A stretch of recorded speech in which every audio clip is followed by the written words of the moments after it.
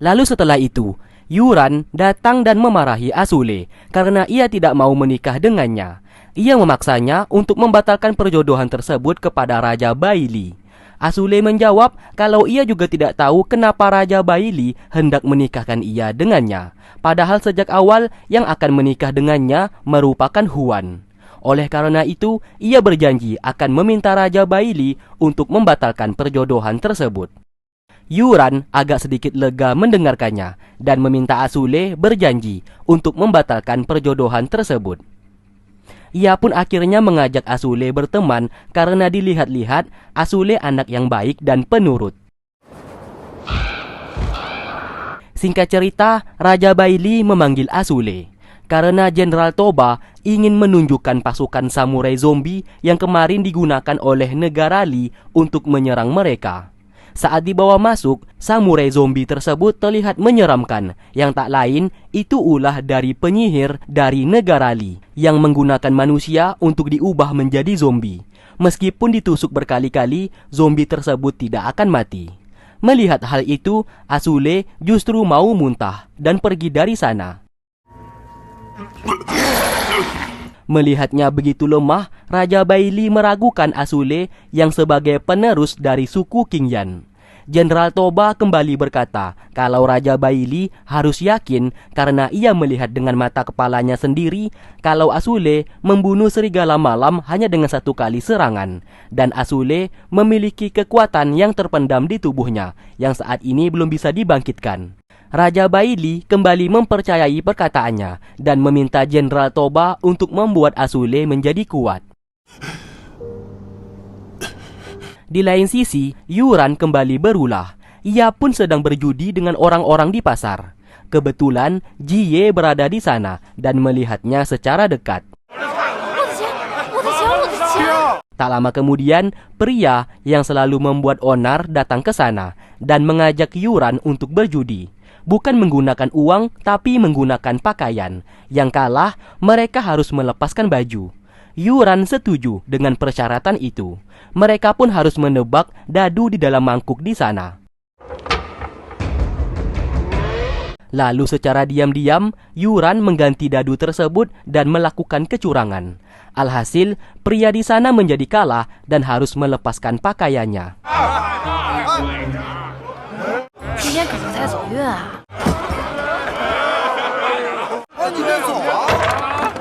Yuran lalu mengambil baju beserta semua uang dan lalu pergi dari sana.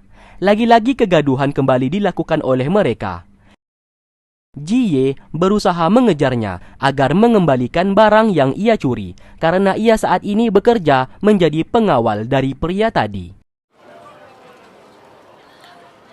Mulai dari sinilah mereka akhirnya berteman.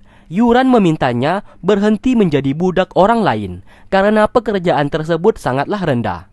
Pikiran Jie mulai terbuka dan akhirnya ia memilih untuk tidak bekerja menjadi pengawal pria tadi.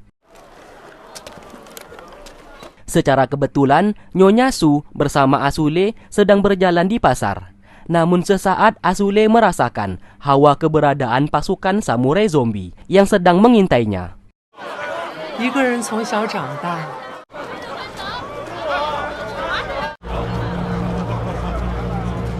Kembali ke mereka berdua.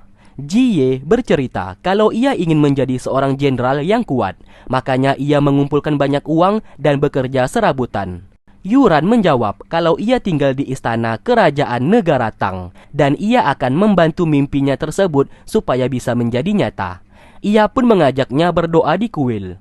Lemparkan sebuah koin dan berdoa di sana. Namun sayang, koin yang dilempar oleh Jie selalu dalam posisi terbalik, yang intinya ia tidak akan bisa menjadi seorang jenderal terkuat. Ia pun mencobanya kembali dan tetap saja hasilnya sama.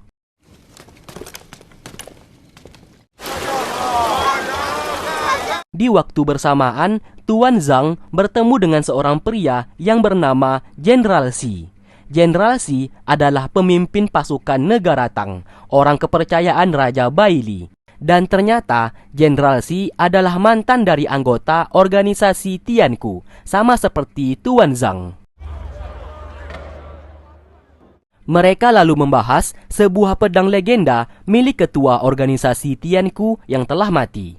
Tuan Zhang ingin mendapatkan pedang legenda tersebut untuk membangkitkan kembali organisasi Tianku. Namun Jenderal Xi menjawab kalau ia tidak tahu mengenai keberadaan pedang legenda tersebut yang digadang-gadang sebagai pedang terkuat di dunia.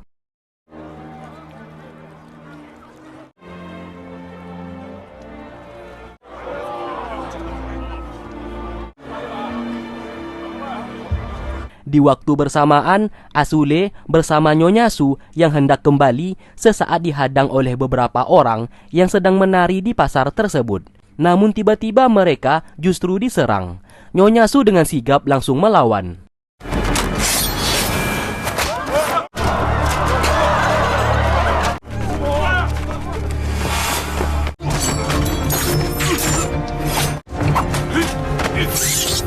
Asule sesaat melihat pasukan samurai zombie dari arah atas dan langsung ia kejar seorang diri. Jenderal Xi datang ke sana untuk membantu Nyonya Su bertarung.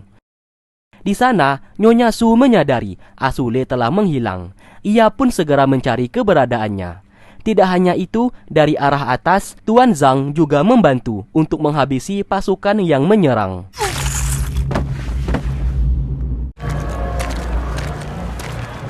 Asule yang berhasil mengejar samurai zombie bertekad untuk balas dendam karena Suma, adiknya, terbunuh oleh mereka.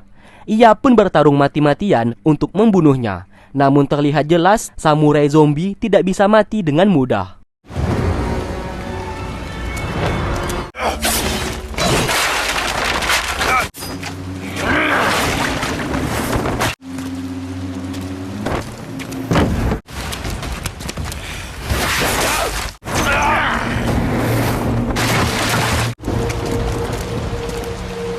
Yuran bersama Jie yang kebetulan lewat segera membantu, dan mereka bertiga pun tanpa sengaja bekerja sama untuk membunuh samurai zombie tersebut.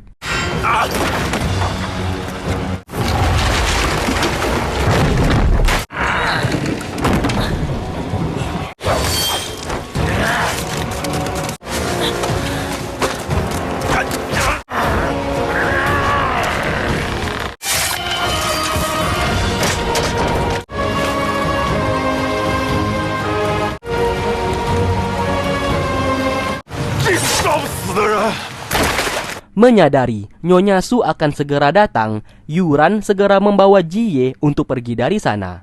Dan terlihat Nyonya Su sangat terkejut karena mengira Asule berhasil membunuh samurai zombie dengan seorang diri.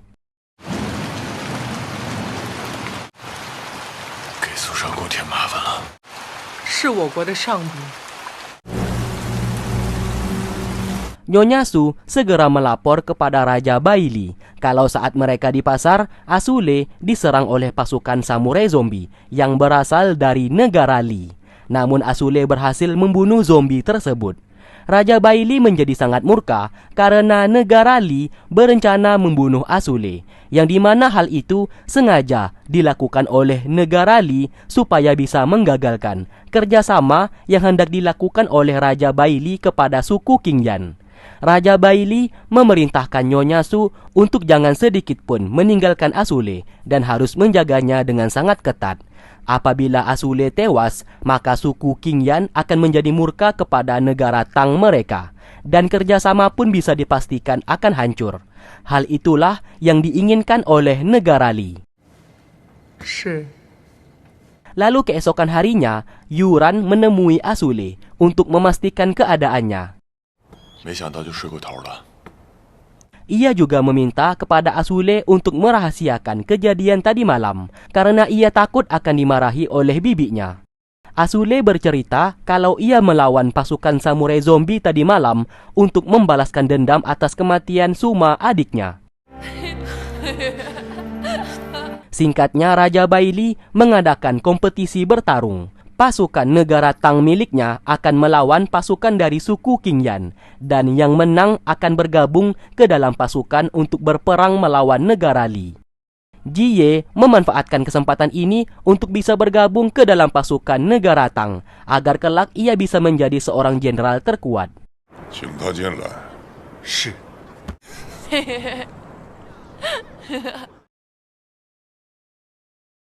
Negara Tang akan menurunkan 7 orang untuk bertarung, sedangkan suku Qingyan juga menurunkan 7 orang.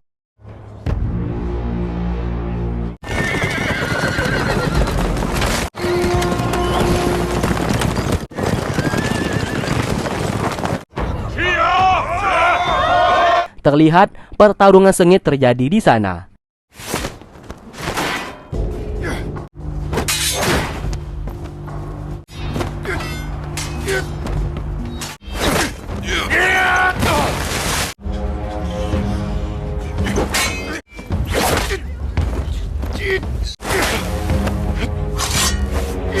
Namun di saat pasukan negara Tang hampir kalah, tiba-tiba Jie melempar tombaknya dan turun ke arena pertarungan untuk menggantikan posisi rekannya tersebut.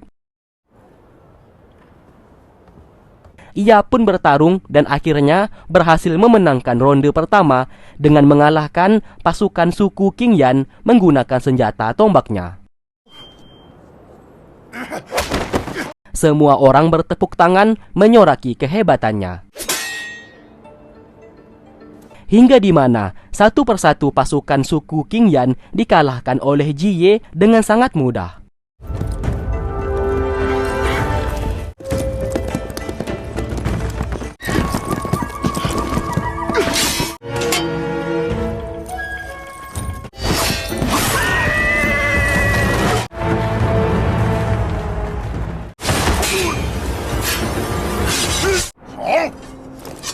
Kompetisi sesaat dihentikan sementara agar pasukan bisa beristirahat. Jie dihampiri oleh ayahnya dan memintanya untuk mundur supaya Chang, adiknya tersebut, bisa turun berkompetisi karena sang ayah ingin adiknya yang menjadi juara. Tentu saja hal itu membuat Jie menjadi sakit hati. Ia yang susah payah memenangkan setiap ronde, namun justru ayahnya ingin adiknya yang menjadi juara. Setelah itu, di saat ia hendak melanjutkan kompetisi, ia dihajar oleh peserta lainnya yang tak suka kepada Jie karena tidak mau gantian dalam kompetisi tersebut. Jie menjawab selama ia masih menang, ia tak akan mundur ataupun digantikan oleh mereka. Untung saja Asule sebagai pangeran suku Qingyan menghentikan mereka semua. Melihat keberadaannya, tidak berani melawannya dan memilih pergi dari sana. Dalam kondisi babak belur, Jie berterima kasih kepadanya sambil berkata kalau ia juga tidak akan kalah melawan suku Qingyan dan akan tetap memenangkan kompetisi itu. Asule hanya tersenyum dan menyemangatinya. Singkat cerita, ia bertarung melawan Tie, abang keempat dari Asule. Terlihat Tie memang cukup kuat dan cepat yang membuat Jie kewalahan untuk mengimbangi kecepatannya.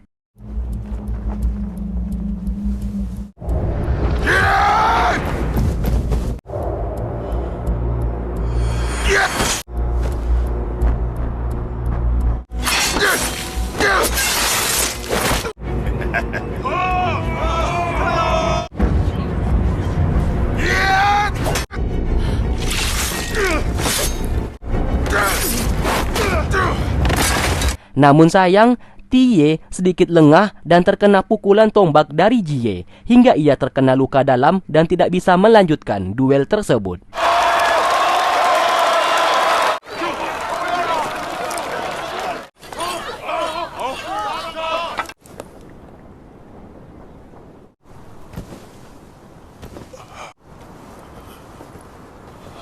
Terlihat jelas, Jie sudah tidak mampu untuk berdiri karena luka di sekujur tubuhnya. Ayahnya lalu datang ke sana untuk menyuruhnya mundur, supaya adiknya saja yang turun dalam kompetisi itu. Namun tetap saja, Jie menolak dan akan bertarung sampai titik darah penghabisan. Karena inilah satu-satunya kesempatan untuk ia bisa bergabung ke dalam pasukan negara Tang, demi mencapai mimpinya menjadi seorang jenderal. Yang Jun juga menemui Raja Baili karena di ronde terakhir mereka tidak boleh sampai kalah. ia ingin menggantikan posisi Jie karena terlihat Jie sudah terluka parah dan pastinya tidak sanggup untuk bertarung lagi. Namun Raja Baili tidak mau menurunkannya dan tetap membiarkan Jie saja yang bertarung. Duel ini hanyalah kompetisi persahabatan antara negara Tang dengan suku Qingyan. Singkatnya, di ronde terakhir, Jie melawan Tian, abang ketiga dari Asule. Dengan semangat yang membara, Jie hendak menggunakan jurus tombak yang pernah diajari oleh Tuan Zhang tempo hari kepadanya. Siapa sangka, serangan tersebut berhasil membuat Tian sedikit mengalami luka di lehernya.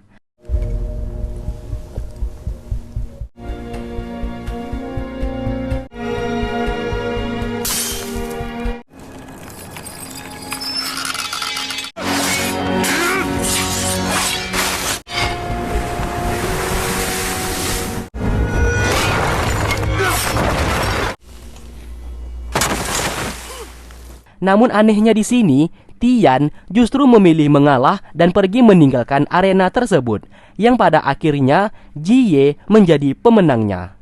Dari arah atas, Asule tersenyum kepadanya.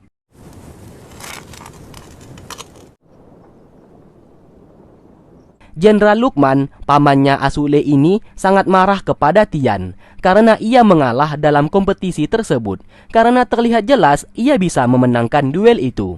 Luqman lalu memerintahkan Tian untuk bunuh diri sebagai penebus kesalahannya. Sesaat Asule datang ke sana dan menghentikan semuanya ini, sambil berkata kepada pamannya kalau kompetisi ini hanyalah duel persahabatan dan mereka tidak usah terlalu memikirkan menang atau kalah. Jenderal Luqman tidak bisa membantah perintah Asule yang merupakan pangeran. Asule lalu mengajak kedua abangnya itu untuk pergi dari sana.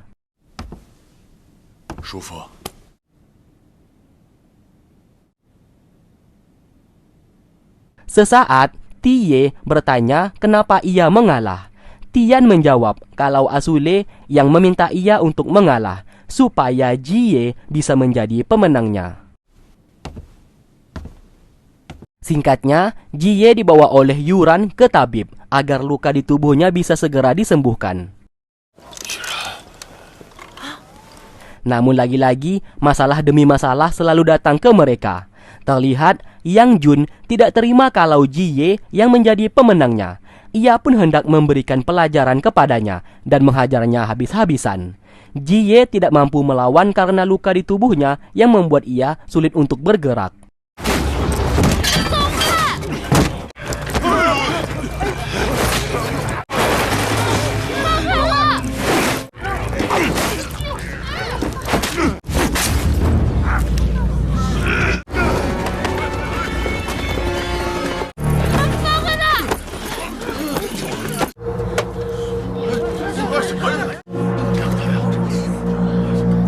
Hingga di saat Yang Jun hampir mematahkan tangannya, Asule bersama kedua abangnya datang ke sana untuk menghentikan tindakan Yang Jun. Asule berkata kalau ia adalah pangeran suku Qingyan yang bekerja sama dengan negara Tang. Apabila ia berani membunuh Jie, maka Yang Jun akan dalam masalah. Yang Jun tidak bisa berbuat apa-apa dan akhirnya memilih pergi dari tempat tersebut.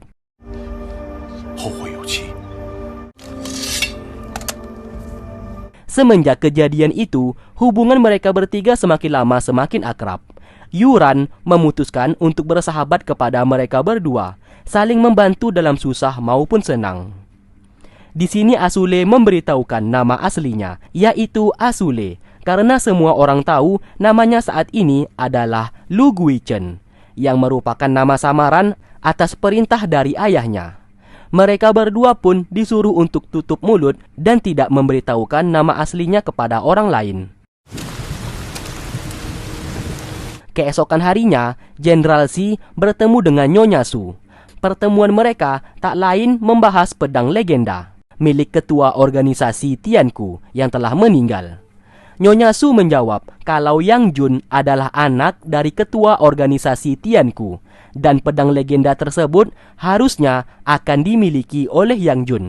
Sebelum ketua organisasi Tianku tewas, Nyonya Su diberikan perintah untuk menjaga Yang Jun dan menjadi ibu angkatnya. Pedang legenda saat ini berada di makam leluhur yang hanya ia yang tahu tempatnya.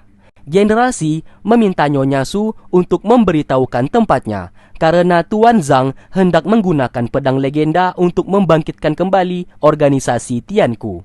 Meskipun Yang Jun adalah anak dari ketua organisasi, namun Yang Jun tidak berhak memilikinya karena mereka tahu sifat dan karakter Yang Jun. Sangat berbahaya apabila pedang legenda jatuh ke tangan orang yang salah.